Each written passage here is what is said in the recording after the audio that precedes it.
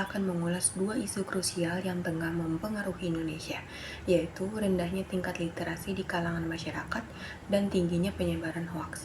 Kedua isu ini akan dianalisis melalui dua lensa penting, yaitu perspektif Pancasila sebagai dasar negara Indonesia dan juga dari sudut pandang filsafat untuk memahami implikasinya terhadap perkembangan masyarakat dan nilai-nilai yang kita junjung tinggi. Rendahnya literasi di Indonesia menyebabkan tingginya penyebaran hoaks, dan keadaan ini sangat memprihatinkan. Kondisi ini memiliki dampak serius tidak hanya terhadap perkembangan intelektual masyarakat, tetapi juga terhadap stabilitas sosial dan politik negara. Mari kita kaji isu ini menggunakan perspektif Pancasila dan filsafat.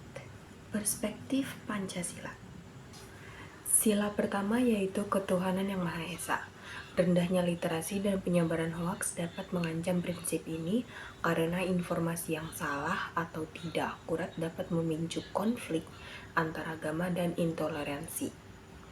Literasi yang baik dapat membantu masyarakat memahami nilai-nilai agama dengan lebih baik, sementara penyebaran hoaks hanya akan memperburuk situasi. Seperti contohnya, hoaks sering sekali menyebarkan informasi yang salah tentang agama atau kepercayaan tertentu. Hal ini dapat membuat masyarakat salah paham tentang prinsip agama mereka atau prinsip kepercayaan yang dianut. Hoaks juga merusak persepsi terhadap agama atau kepercayaan tertentu, menciptakan ketidakstabilan sosial.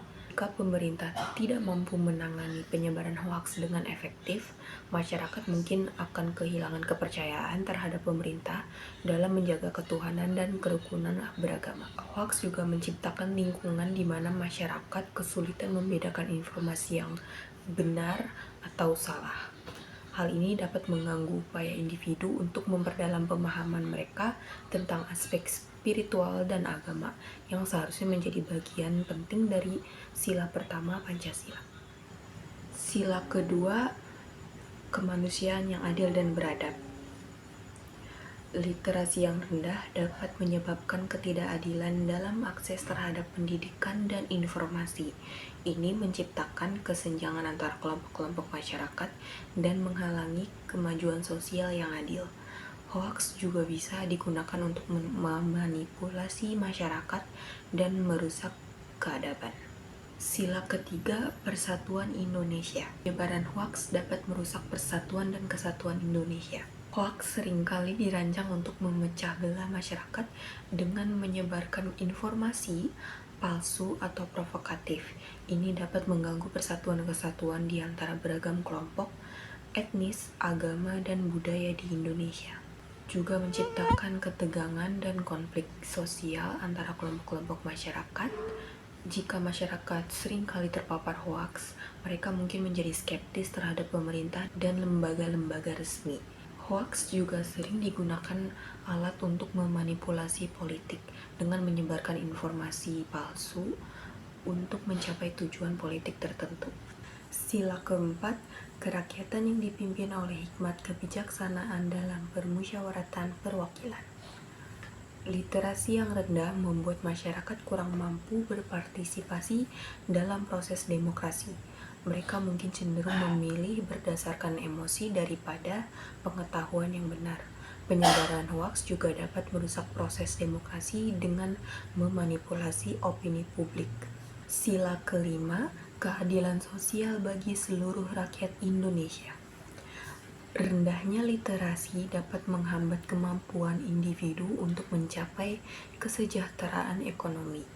Hoaks juga dapat menciptakan ketidaksetaraan informasi yang merugikan kelompok tertentu. Perspektif filsafat.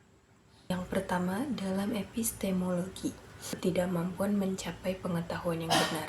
Dalam filsafat pengetahuan yang benar adalah nilai yang sangat dihargai. Rendahnya literasi dapat menghambat kemampuan individu untuk mencari pengetahuan yang benar yang diperlukan untuk pengembangan intelektual yang baik. Dan manipulasi informasi dan kebenaran. Penyebaran hoaks melibatkan manipulasi informasi dan kebenaran.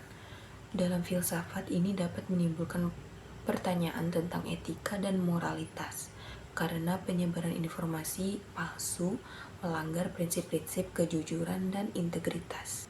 Yang kedua, etika. Kewajiban terhadap kebenaran dan kejujuran.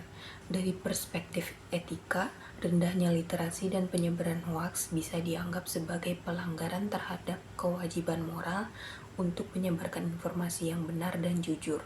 Hal ini bertentangan dengan prinsip-prinsip moralitas yang menuntut kejujuran dalam komunikasi, serta pemikiran etis dan konsekuensi.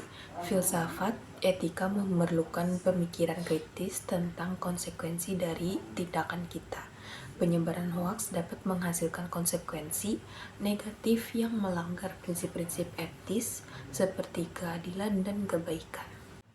Sekian penjelasan dari saya, selebihnya mohon maaf. Wassalamualaikum warahmatullahi wabarakatuh.